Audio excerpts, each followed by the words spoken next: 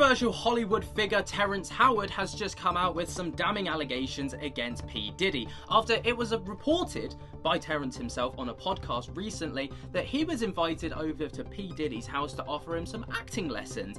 But it was incredibly weird when P. Diddy would, just sit there when he turned up. Terrence Howard would, provide a bit of coaching, but P. Diddy would just sit there and then he would play his music and P. Diddy would just sit there staring at him.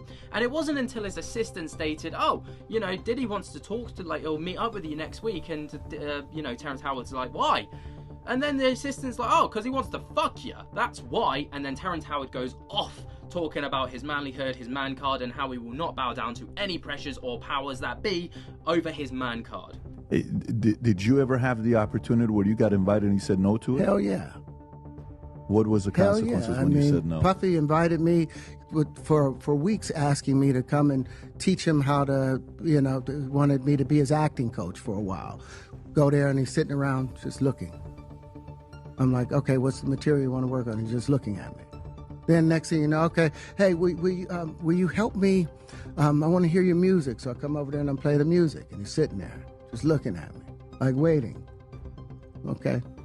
So then my assistant was like, he wants to hang out with you next week. And I was like, for what? He's like, I think he's trying to fuck you.